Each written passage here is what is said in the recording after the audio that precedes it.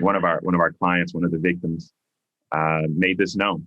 No one believed him, which is painful to hear.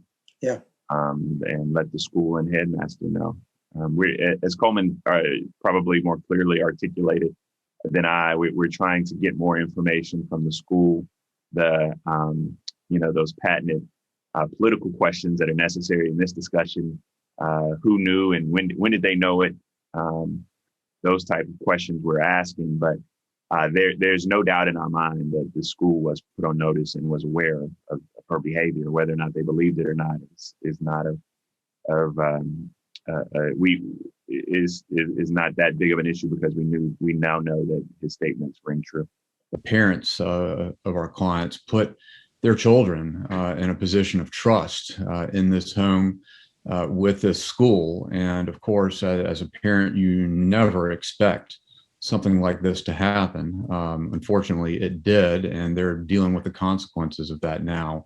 But to answer your question, one of the things I think that Bakari and I find for every situation when someone comes forward and says publicly, this is what happened to me, or a family says, this is what happened to me, we typically find that there are any number of other claims, not necessarily from that specific school or specific to an abuser, but there are many more claims where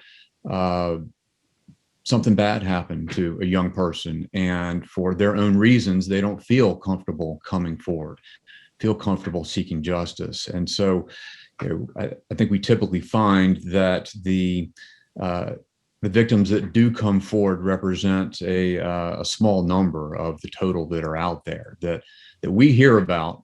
Whether or not everybody's comfortable coming forward and saying publicly, this is what happened to me. It's bad enough that they've gone through what they've gone through, but then to deal with that in a public forum is another level. And I'll tell you again, perhaps I speak for both of us, that these young men and their families are brave to come forward because not everybody's willing to do that. And that, unfortunately, is one of the situations that allows this to continue. People don't talk about it. People aren't put on notice about it. And people in positions of power sometimes don't always have the knowledge to do something about it. Early indications in this case are that the school did know about it and perhaps didn't do something about it. But we often find that there are a number of other affected people that, for their own reasons, don't come forward.